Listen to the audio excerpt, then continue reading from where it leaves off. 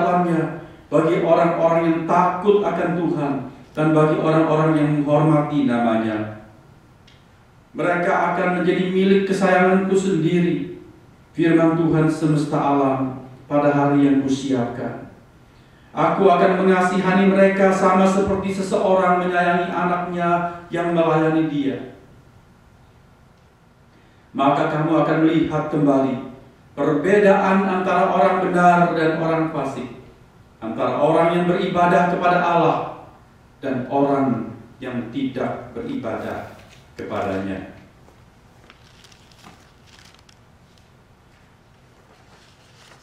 Sia-siakah beribadah kepada Allah? Saudara, tema hari ini berupa sebuah pertanyaan.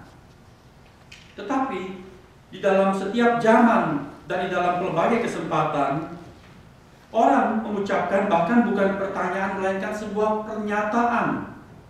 Orang mengatakan sia-sia kok beribadah kepada Allah. Itu sebuah statement, sebuah pernyataan, sebuah keyakinan, sebuah kesimpulan. Hari ini saya mengangkat sebuah pertanyaan. Apakah sia-sia kita beribadah kepada Allah? Apakah pernah di dalam pikiran saudara, mungkin tidak terucap, tetapi barangkali terlontar dalam sebuah perkataan atau pertanyaan, sia-sia beribadah kepada Allah? Apakah pernah?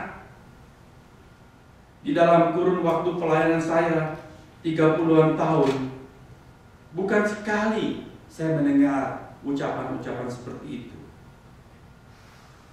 Cukup sering orang mengatakan, kelihatannya sia-sia saja kok berbakti kepada Allah, sia-sia melayani Allah, sia-sia percaya kepada Allah.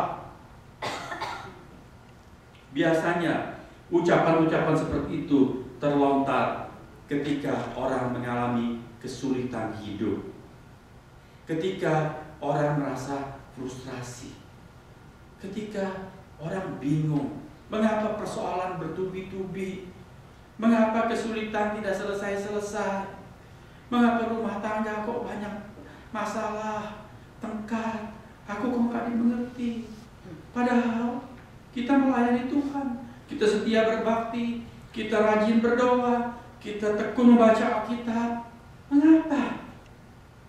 Sementara kita melihat orang-orang yang tidak berbakti kepada Allah, yang tidak percaya kepada Tuhan, mereka hidup sehat-sehat saja, keluarga mereka kelihatannya lancar-lancar, bisnis mereka juga maju, rezeki nomplok, rumah mereka banyak. Bagaimana dengan kita, umat Allah?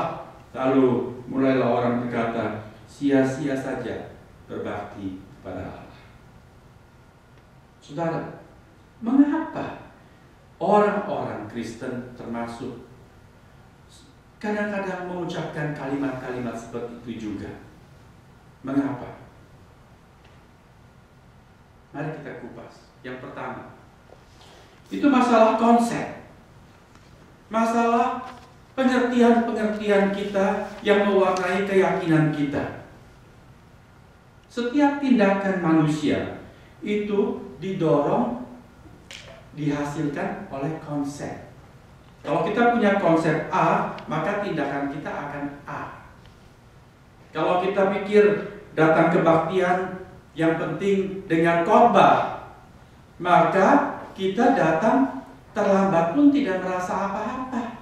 Sebab kita bilang yang penting kan dengan khotbah.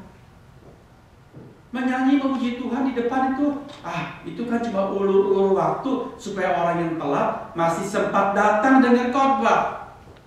Apakah datang kebaktian hanya untuk dengar khotbah? Apa artinya kebaktian? Kebaktian itu kita berbakti, menyembah. Kapan kita mulai menyembah?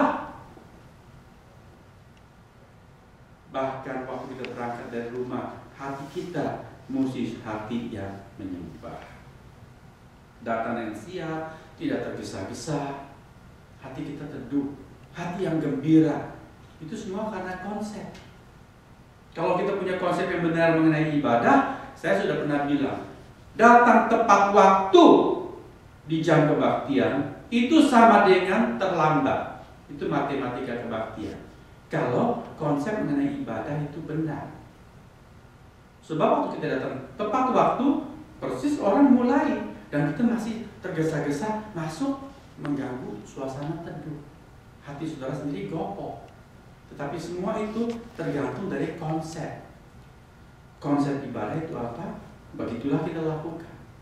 Sekarang tentang urusan apakah sia-sia beribadah kepada Allah. Mengapa orang protes lalu keluar pernyataan sia-sia saja percaya kepada Tuhan? Mengapa? Konsep apa yang mewarnai pernyataan seperti itu? Konsep tentang berkat. Kalau berbicara mengenai berkat, saudara berikan penjelasan apa mengenai berkat? Apa itu berkat menurut saudara? Tidak jarang orang mengartikan berkat itu materi. Berkat itu rezeki. Berkat itu uang. Kalau kita dapat kelimpahan rezeki, kita bilang wah kita diberkati. Ketika kita merasa kesulitan di dalam urusan ekonomi, kita bilang kita tidak diberkati. Apakah betul? Kalau kita punya konsep seperti itu, tidak heran timbul kemudian perasaan frustrasi karena ada rasa iri. Ketika kita lihat orang-orang yang tidak percaya Tuhan, bahkan orang-orang yang jahat, orang-orang yang bilang gua ini ateis, aku tidak percaya Tuhan itu ada, dan mereka hidup makmur-makmur saja. Ketika resesi ekonomi, mereka tidak mengalami depresi apa-apa, malah sukses, promosi terus. Wah, kita bilang bagaimana ini? Pemazmur berkata, waktu aku melihat orang-orang jahat, mereka begitu berlimpah-limpah, aku bingung. Lalu bilang, bagaimana ini Tuhan? Lalu Tuhan dalam Mazmur 37 mengatakan, jangan iri kepada orang-orang yang berbuat jahat. Jangan kamu iri ketika melihat mereka hartanya bertambah-tambah. Ya, konsep Allah mengenai berkat itu beda. Berkat itu bukan cuma materi. Bahkan ketika tidak ada materi, kita tetap adalah orang-orang yang diberkati. Ini konsep. Kedua, konsep ini merambah. Kalau kita pikir berkat itu adalah materi, maka konsep berikut yang mewarnai gerak hidup orang-orang Kristen dan umat agama umumnya adalah bahwa berkat merupakan hasil. Berkat adalah upah. Berkat adalah tuaian hasil jerih payahku beribadah. Kita hidup baik-baik, tidak suka berdosa, takut kepada Tuhan, setia baca Alkitab, rajin berdoa. Why? Mengapa kita lakukan itu? Untuk apa? What's the purpose? Apa tujuan kita? Banyak orang pikir, kalau saya rajin beribadah, suka beramal sedekah, rajin berbuat baik, lakukan semua yang Tuhan suruh, kalau perlu plus doa dan puasa, saya punya jaminan pasti diberkati Tuhan. Apakah Tuhan pernah jadi seperti itu?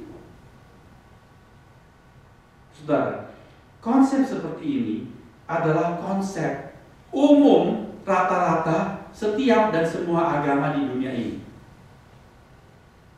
Meskipun kita bukan ahli agama, tetapi kalau kita pikir secara umum dan perhatikan, saudara boleh sebut apa saja, agama apa saja, termasuk aliran kepercayaan. Semuanya itu punya konsep yang sama. Kalau dia memberikan sesajen, dewanya nggak marah kepada dia. Kalau dia bertapa di Gunung Kawi, nanti rezekinya berlipat-lipat ganda, pekerjaannya akan lancar. Kalau dia berpuasa untuk keluarga yang sakit, nanti keluarganya akan mengalami mujizat, disembuhkan. Setiap agama punya konsep seperti itu.